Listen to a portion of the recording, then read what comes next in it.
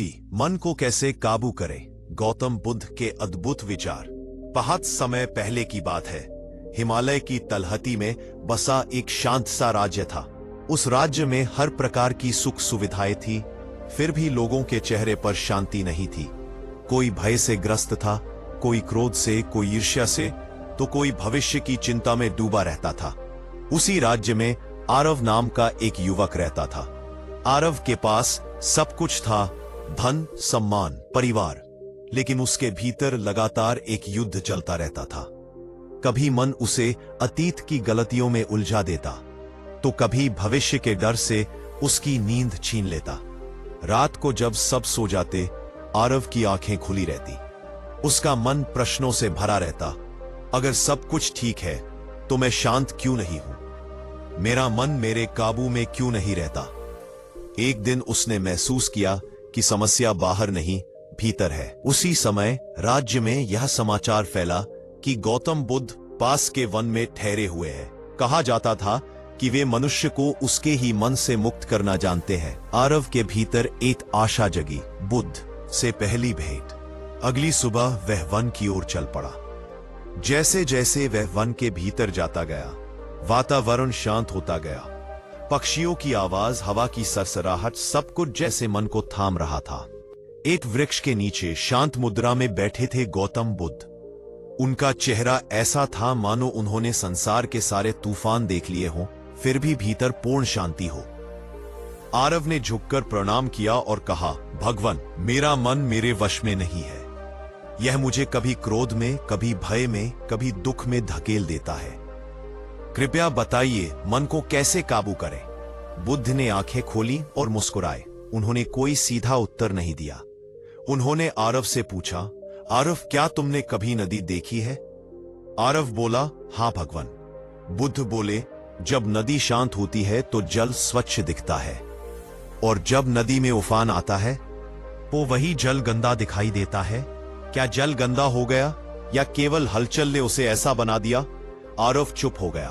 मन की पहली सच्चाई।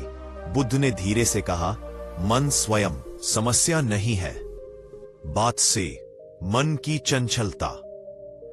उन्होंने आगे कहा, जो मन को शत्रु मानता है वही मुक्त होता है।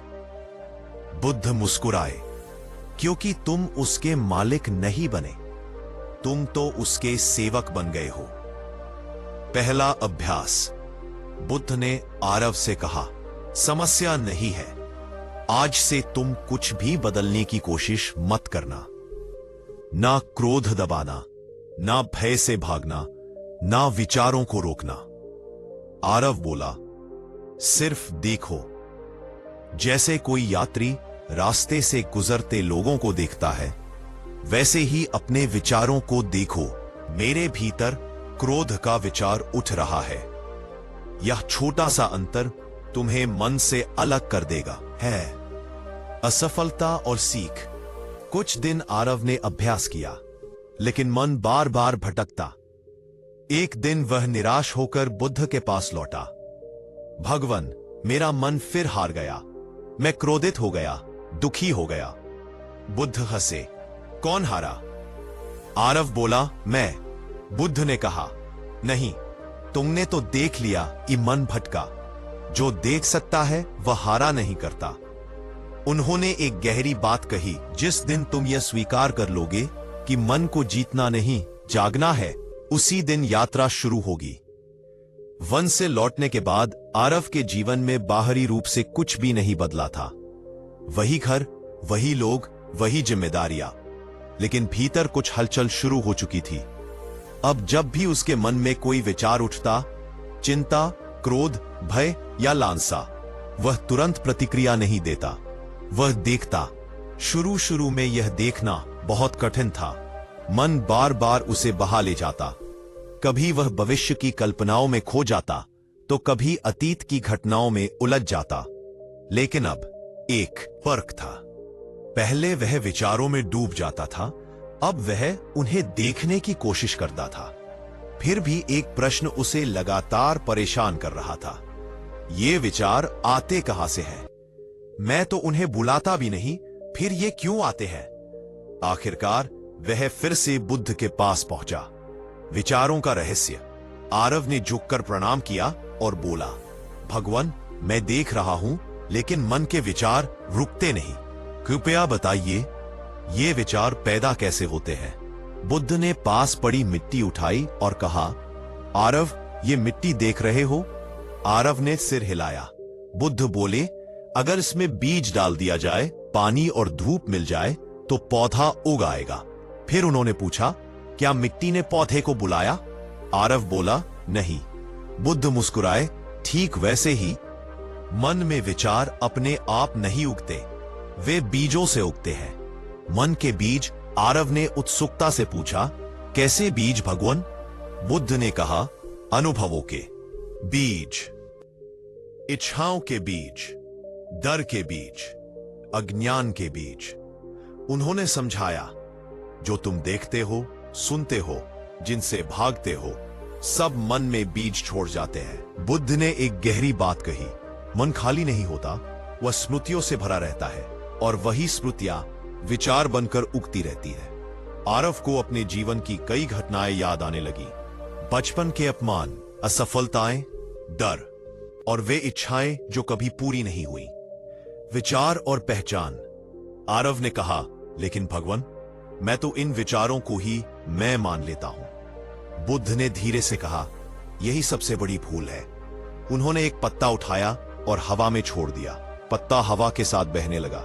बुद्ध बोले, हवा पत्ते को इधर उधर ले जाती है, लेकिन पत्ता हवा नहीं बन जाता। फिर उन्होंने आरव की आंखों में देखा, विचार आते हैं और जाते हैं, लेकिन तुम विचार नहीं हो। यह वाक्य आरव के भीतर उतर गया। दूसरा अभ्यास। पीछे बुद्ध ने आरव को दूसरा अभ्यास बताया। जब भी कोई विचार आए, उसे नाम दो। आरव चकित हुआ। नाम? बुद्ध बोले, हां, यह चिंता है, यह भय है, यह इच्छा है। उन्होंने समझाया, जिस क्षण तुम नाम दे देते हो, उस क्षण तुम विचार से अलग हो जाते हो। और अगर विचार बहुत शक्तिशाली हो? बुद्ध ने कहा, आपके सामने एक पक्ष के द्वारा बैठ गए, इसमें कोई अनशन है। बैठा था, आपके सामने एक पक्ष के द्वारा बैठा था, तो उसे रोकने की कोशिश मत करना। उसे पूरा महसूस करो, लेकिन उसमें बहो मत। आंधी का उदाहरण। बुद्ध ने कहा, जब आंधी आती है, पेड़ झुक जाते हैं, वही टूटते हैं। फिर बोले, मन की आंधी भी ऐसी ही है, जो स्वीकार करता है वही बचता है। आरव को समझ आने लगा कि मन से लड़ना उसे और शक्तिशाली बना देता है। कुछ दिन बाद आरव के जीवन में एक घटना घटी। एक पुराने मित्र ने उस पर झूठा आरोप लगाया। लोगों के सामने उसका अपमान हुआ। पहले वाला आरव होता तो गुस्से में टूट पड़ता या भीतर ही भीतर जलता रहता, लेकिन इस बार उसने अपने भीतर उठते विचार देखे। मैं अपमानित हूं, मुझे जवाब देना चाहिए, लोग क्या सोचेंगे? वह सब देख रहा था। उसने स्वयं से कहा, यह क्रोध का विचार है, यह अहंकार का विचार है। कुछ क्षणों बाद विचारों की तीव्रता कम होने लगी। वह चुप रहा और पहली बार उसने महसूस किया, शांति कमजोरी नहीं रहे। बुद्ध की तीसरी सीख। वह फिर बुद्ध के पास गया और सब बताया। बुद्ध ने कहा, आज तुमने मन को नहीं, अपनी प्रतिक्रिया को जीता है। फिर उन्होंने एक गहरा सूत्र दिया, दुख घटना से नहीं, प्रतिक्रिया से पैदा होता है। आरव समझने लगा कि मन को काबू करने का अर्थ मन को आदेश देना नहीं, स्वयं को जागरूक करना है। मन और वर्तमान। बुद्ध ने कहा, मन या तो अतीत में रहता है या भविष्य में। उन्होंने जमीन पर एक रेखा खींची। यही वर्तमान है। जहां मन नहीं टिकता, वहीं शांति रहती है। उन्होंने आरव को सांस पर ध्यान का अभ्यास दिया। न कोई मंत्र, न कोई कल्पना, सिर्फ श्वास को देखना। आरव अब पहले जैसा नहीं रहा था। उसका जीवन बाहर से वैसा ही दिखता था, लेकिन भीतर एक नई जागरूकता जन्म ले चुकी थी। वह अपने विचारों को पहचानने लगा था, उनके साथ बहता नहीं था। फिर भी एक चीज थी जो बार बार उसके मन को खींच लेती थी, इच्छा। कभी सम्मान पाने की इच्छा, कभी सही साबित होने की इच्छा, कभी भविष्य को सुरक्षित कर लेने की चाह। आरव ने देखा, जब इच्छा पूरी होती है तो थोड़ी देर के लिए सुख मिलता है, और जब पूरी नहीं होती तो मन अशांत हो जाता है। एक दिन वह फिर बुद्ध के पास पहुंचा। उसके चेहरे पर प्रश्नों की गहराई थी। इच्छा पर पहला प्रश्न। आरव ने कहा, भगवान, मैं विचारों को देख पा रहा हूं। क्रोध और भय भी कुछ देर में शांत हो जाते हैं, लेकिन इच्छा, यह तो बार बार लौट आती है। बुद्ध ने ध्यान से उसकी बात सुनी। फिर उन्होंने पूछा, आरव, क्या तुमने कभी प्यास में पानी पिया है? आरव बोला, हां भगवान। बुद्ध बोले, पहला घूंट क्या देता है? आरव ने कहा, राहत। बुद्ध मुस्कुराए, और अगर बिना रुके पीते रहो? आरव समझ गया, पानी भी अधिक हो जाए तो कष्ट बन जाता है। इच्छा का स्वभाव। बुद्ध ने कहा, इच्छा कभी यह नहीं कहती कि अब बस, वो कहती है थोड़ा और। उन्होंने आगे कहा, इच्छा पूरी होने पर सुख नहीं देती, बल्कि और इच्छा पैदा करती है। आरव को अपने जीवन की सच्चाई दिखने लगी। एक लक्ष्य पूरा होता तो दूसरा जन्म ले लेता। शांति कहीं टिकती नहीं थी। आसक्ति और इच्छा का अंतर। आरव ने पूछा, तो क्या इच्छा गलत है भगवान? क्या मनुष्य बिना इच्छा के जी सकता है? बुद्ध ने सिर हिलाया, नहीं। इच्छा जीवन को चलाती है, लेकिन आसक्ति जीवन को बांधती है। उन्होंने समझाया, कहती है यह अच्छा होगा, आसक्ति कहती है इसके बिना मैं अधूरा हूं।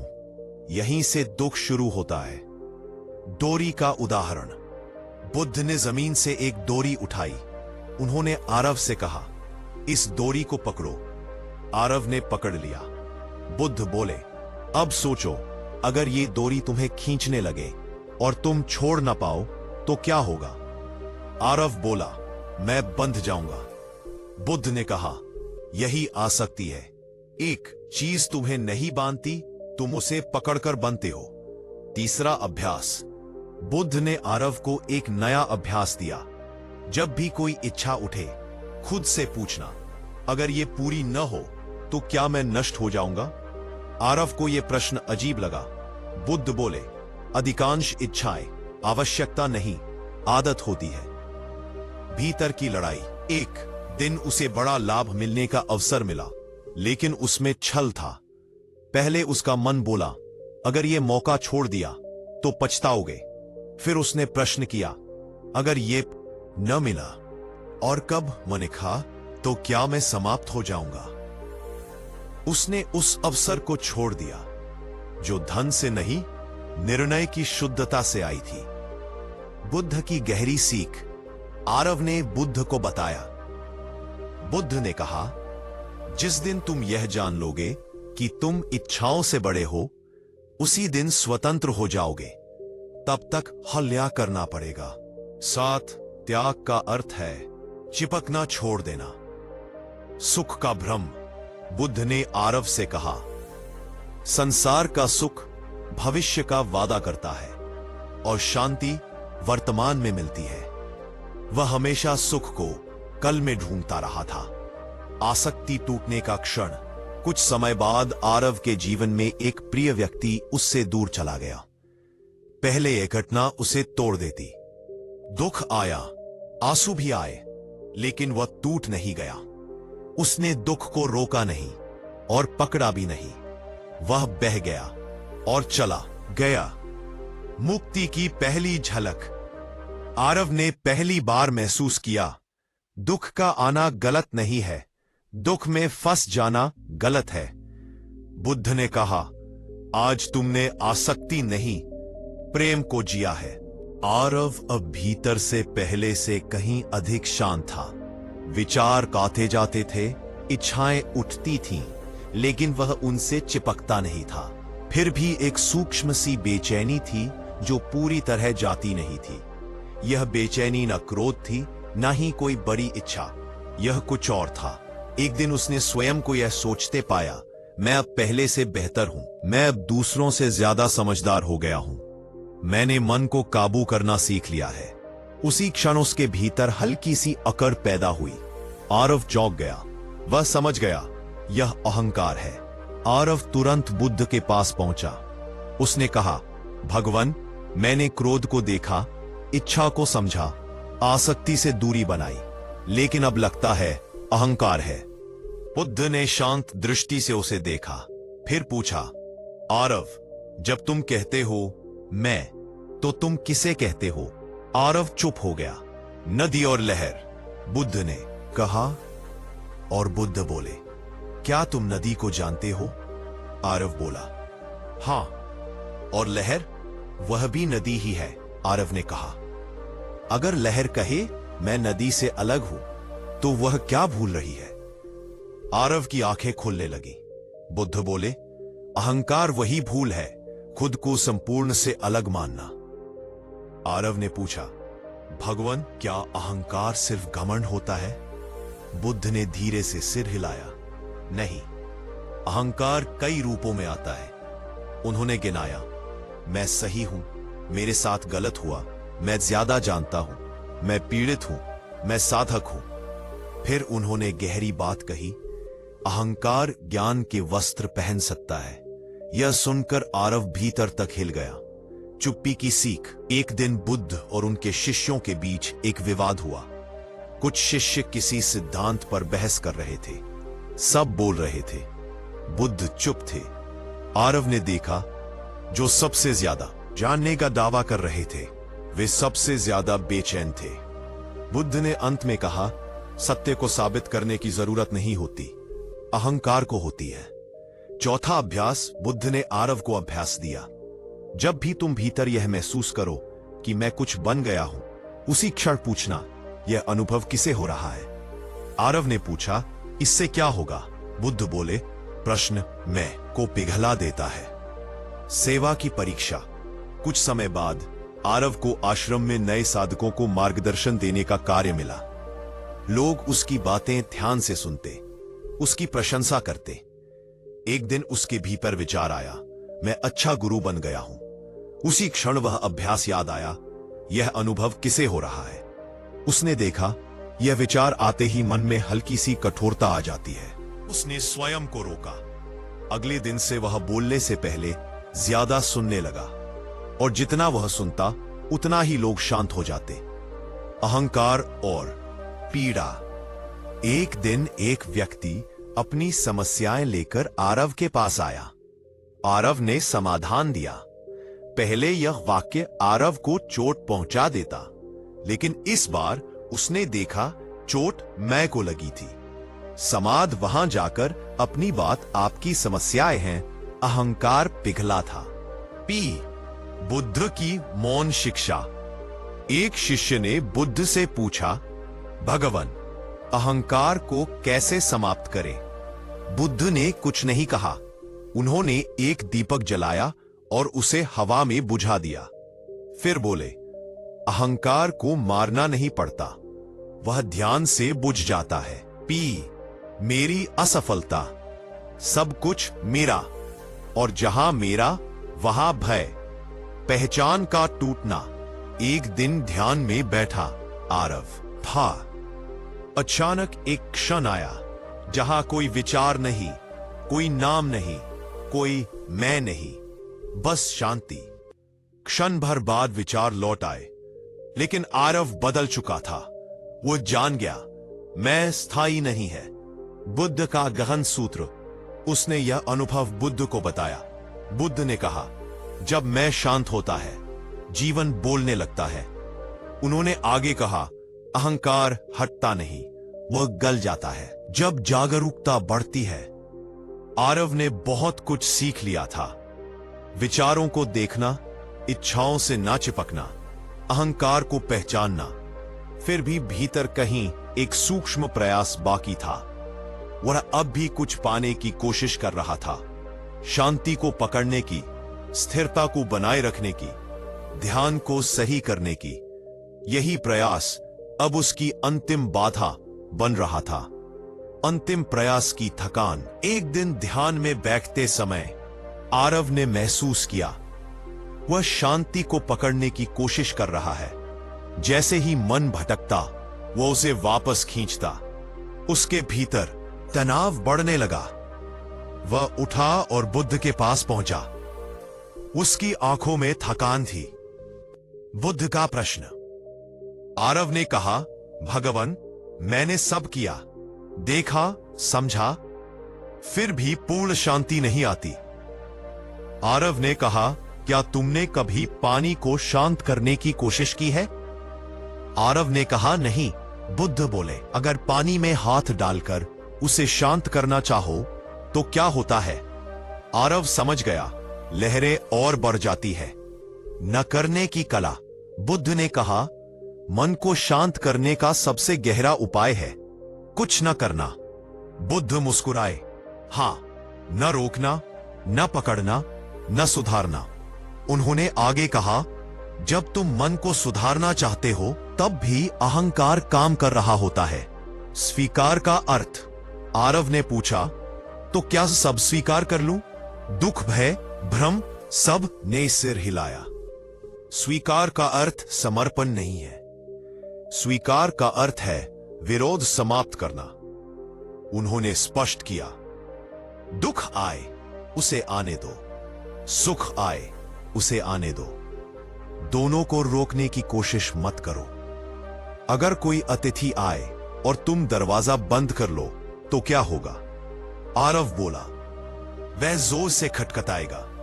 बुद्ध बोले, पान भी ऐसा ही है, जिसे तुम रोकते हो वही और जोर से आता है। स्वीकार का अभ्यास। बुद्ध ने आरव को कोई नया अभ्यास नहीं दिया।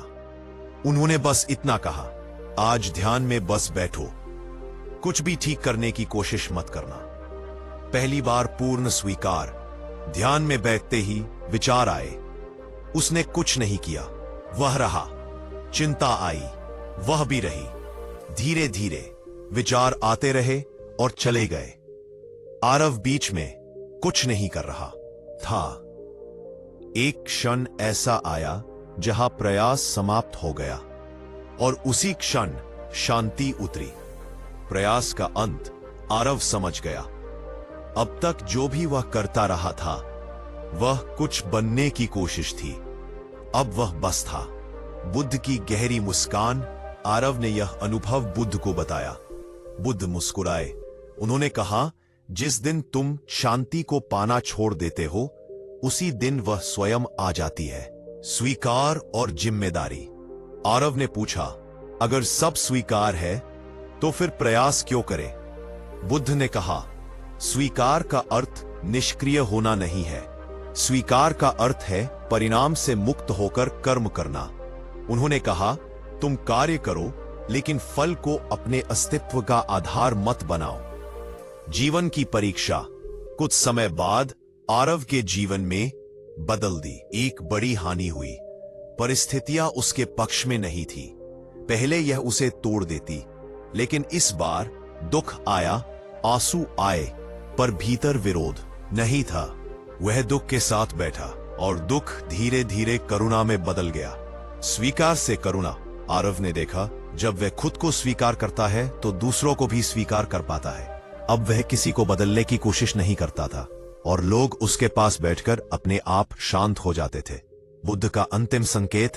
एक शाम बुद्ध ने कहा, आरव, अब तुम्हें मन को काबू करने की कोई जरूरत नहीं। आरव ने पूछा, क्यों भगवान? बुद्ध ने उत्तर दिया, क्योंकि अब तुम मन नहीं हो। अब आरव किसी खोज में नहीं था, न शांति खोजने की, न ज्ञान पाने की, न स्वयं को सुधारने की। उसके भीतर एक सहज सी स्थिरता आ चुकी थी। ऐसी स्थिरता जो न कठोर थी न जमी हुई। वह नदी की तरह था, बहता हुआ लेकिन खोया हुआ नहीं, बदलाव जो दिखाई नहीं देता। लोगों ने कहा, आरव बदल गया है, लेकिन आरव जानता था वह बदला नहीं, बस हल्का हो गया है। अब उसके उत्तर जल्दी नहीं आते थे। वह पहले सुनता था, फिर बोलता, और कभी कभी बोलता ही नहीं। और आश्चर्य यह था, उसकी चुप्पी भी लोगों को उत्तर दे देती थी। बुद्ध की अंतिम उपस्थिति। एक दिन समाचार आया कि गौतम बुद्ध उस वन को छोड़ने वाले हैं। आरव के भीतर कोई घबराहट नहीं उठी। पहले वह सोचता, मेरे मार्गदर्शक चले जाएंगे, लेकिन अब वह जानता था, जो सिखाया गया वह कहीं नहीं जा सकता। अंतिम भेंट। आरव बुद्ध के सामने बैठा। दोनों शांत थे। काफी देर तक कोई शब्द नहीं बोले गए। फिर आरव ने पूछा, भगवान, अब आगे क्या? बुद्ध ने उसे देखा, जैसे पहली बार नहीं, जैसे हमेशा से जानते हो। उन्होंने कहा, अब कुछ नहीं। आरव मुस्कुराया, जीवन ही साधना। बुद्ध ने कहा, अब तुम्हारे लिए ध्यान और जीवन अलग नहीं। उन्होंने आगे कहा, चलना ही ध्यान है, बोलना ही ध्यान है, और चुप रहना भी ध्यान है। आरव समझ गया, अब साधना कोई क्रिया नहीं, स्थिति बन चुकी थी। दैनिक जीवन की सच्चाई।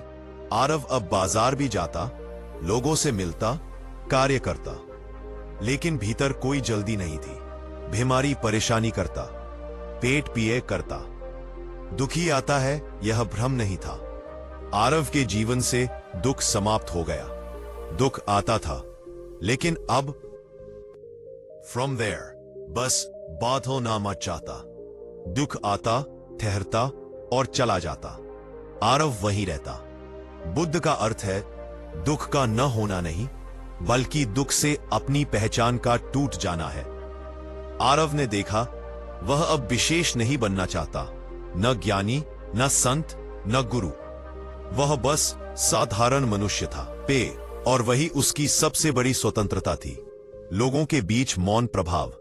लोग आरव के पास बैठते, वह उन्हें बदलने की कोशिश नहीं करता, बस उपस्थित रहता, और उस उपस्थिति में लोग अपने प्रश्न भूल जाते। एक दिन किसी ने उससे कहा, तुम्हें तो अब किसी बात से फर्क नहीं पड़ता। आरव मुस्कुराया और बोला, फर्क पड़ता है, लेकिन बांधता नहीं। बुद्ध का मौन विदा। बुद्ध ने कोई उपदेश नहीं दिया। उन्होंने केवल आरव की ओर देखा और सिर झुका दिया। आरव ने समझा, शिक्षा समाप्त नहीं हुई, घुल गई है। मन अब समस्या नहीं, आरव जान चुका था। मन को काबू करना कभी उद्देश्य था ही नहीं। मन एक उपकरण है, न शत्रु न मालिक। जब मन देखा जाता है तो वह शांत हो जाता है। पूर्णता का क्षण। एक शाम आरव अकेला बैठा था। सूर्य ढल रहा था। कुछ विशेष महसूस नहीं किया, कोई अनुभव नहीं, कोई चमत्कार नहीं, बस जीवन, और वही पूर्ण था। बुद्ध का अंतिम संदेश बिना शब्दों के, जीवन जैसा है वैसा ही जी लो। वीडियो पसंद आए तो लाइक दबाएं और चैनल को सब्सक्राइब करें।